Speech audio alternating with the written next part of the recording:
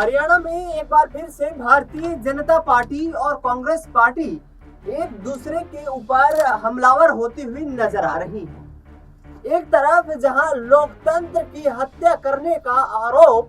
Bharatiya Janata party के द्वारा कांग्रेस पर लगाया जा रहा है, क्योंकि हरियाणा में नेता प्रतिपक्ष कौन होगा इसकी अभी तक कोई आधिकारिक घोषणा नहीं की गई है, तो दूसरी तरफ नायब सिंह सैनी के बयान से हंगामा बरपा और उस हंगामे के दौरान कांग्रेस पार्टी ने यहां पर नायब सिंह सैनी को दलित विरोधी बताया। दोनों राजनीतिक दलों के बीच जिस तरीके से गहमा गहमी का माहौल देखने को मिल रहा है, वहीं नायब सिंह सैनी को लेकर के भारतीय जनता पार्टी के विधायकों ने भी उनके बयान से किनारा कर लिया है।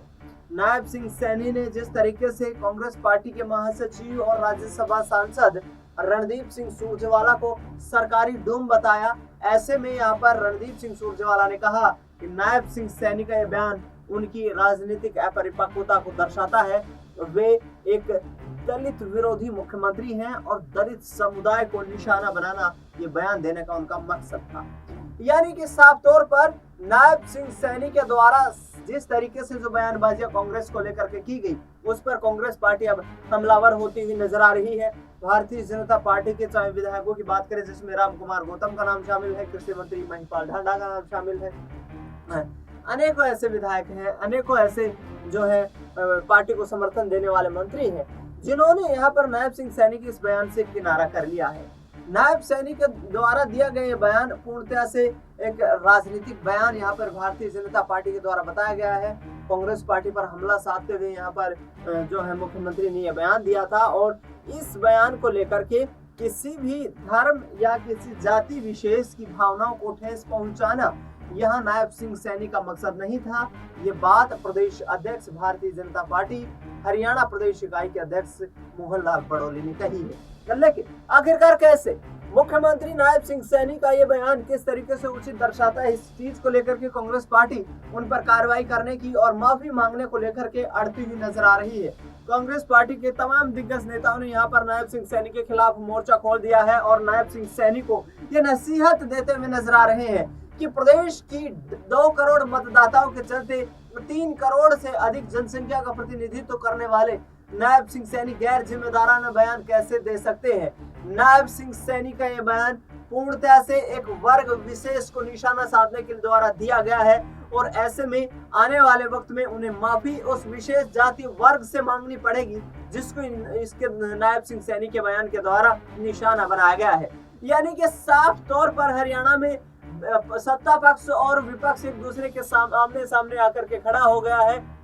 दूसरी तरफ मुख्यमंत्री यहाँ पर जो है भूपेंद्र सिंह हुड्डा पर हमलावर होते हुए नजर आ रहे हैं। भूपेंद्र हुड्डा को लेकर के जिस तरीके से बयानबाजियां हो रही हैं कि भूपेंद्र हुड्डा दलित जो है वोट बैंक की अवहेलना करते हैं, उनका अपमान करते हैं, और विधानसभा चुनाव के दौरान भी तमाम उनके द्वारा ऐसे बयान दिए गए, जबकि दीपेंद्र हुड्डा ने यहाँ पर नायब सिंह सैनी को अपरिपक्व मुख्यमंत्री बनाया है।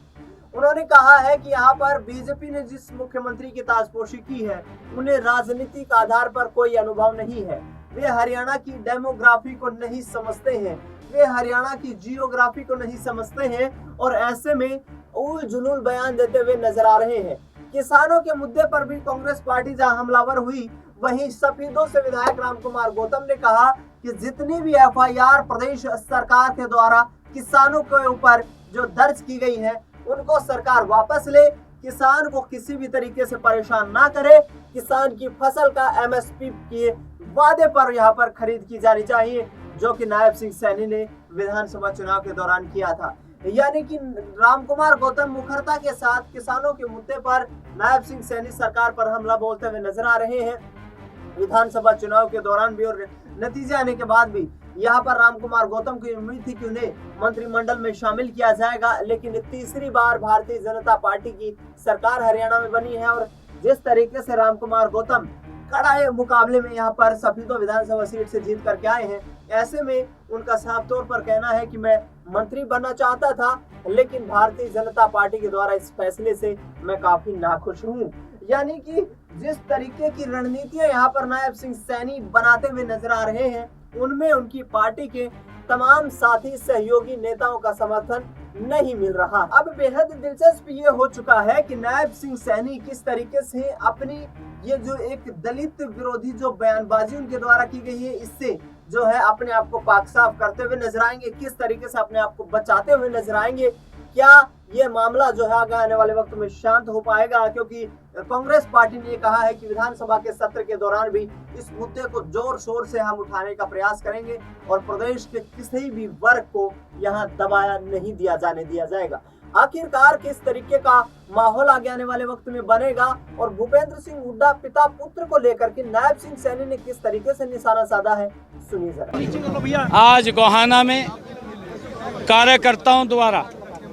जो हमारे सोनीपत लोकसभा में यहाँ से नवनियुक्त विधायक चुने गए थे, उनका सम्मान समारोह कार्यकर्ताओं द्वारा रखा गया था। मैं सभी कार्यकर्ताओं को और सभी लोगों को जिन्होंने अपना बहुमूल्य वोट दे करके कमल का फूल खिलाने का काम किया है, मैं सभी को प्रणाम भी करता हूं और दिल से धन्यवाद करता हूं। हमारी सरकार, ये कमिटमेंट है सरकार का, आदरणीय नरेंद्र मोदी जी के नेतृत्व में जो तीसरी बार हरियाणा की सरकार बनी है, तीव्र गति से हरियाणा प्रदेश का विकास करने का काम ये डबल इंजन की सरकार मिलकर के करेगी। हरियाणा की अपेक्षाओं के ऊपर हमारी सरकार लगातार पूरा उतर रही है। आगे भी इस तीसरे टेन्योर के अंदर जो हमने संकल्प पत्र में बातें कही हैं, उन सब बातों को पूरा करने का काम हमारी सरकार करेगी। हरियाणा दिवस है सर, आज कुछ नया हरियाणा प्रदेश को गोहाना वासी सोच रहे थे गोहाना जिला बनेगा और कई तरह से ऐसी सूचनाएं भी थी कि गोहाना जिला बनना है। नहीं, इसके लिए सारी प्रक्रियाएं चल रही हैं और जल्दी ही कोई कार्यक्रम के अंदर आएंगे और गोहाना की जो भी यहाँ के क्षेत्र के लोगों की मांग है, हमारे डॉक्टर साहब हैं, उन मांगों को भारतीय जनता पार्टी पूरा करेगी। यूनिवर्सिटी बनाने की बात चल रही थी सर, जनता बुटाना को यूनिवर्सिटी बनाने की बात चल रही थी सर, उसमें क्या कहेंगे? देखिए, जैसे जैसे भी कोई काम ध्यान में आएगा या ध्यान में लगाया जाएगा, मैंने मंच से भी कहा है, उसको पूरा करना ये हमारी सरकार का दायित्व है और हम तीव्र गति से हरियाणा प्रदेश को आगे बढ़ाने का काम हमारी सरकार करेगी। मैं आज हरियाणा दिवस के अवसर के ऊपर सभी को बहुत बहुत तो आपने सुना यहाँ पर नायब सिंह सैनी जो लगातार यहाँ भूपेंद्र हुड्डा और उनके बेटे दीपेंद्र सिंह हुड्डा पर निशाना साधते हुए नजर आ रहे हैं। कांग्रेस पार्टी को पिता पुत्र की पार्टी बताते हुए नजर आ रहे हैं। लेकिन देखना ये होगा कि आखिरकार चारों तरफ से घिरे नायब सिंह सैनी किस तरीके से इस मझधार से अपने आप को सुरक्षित बाहर निकाल पाएंगे। फिलहाल इस खास कार्यक्रम में इतना ही। देश दुनिया की तमाम बड़ी खबरों के लिए आप देखते रहिए SPN 9।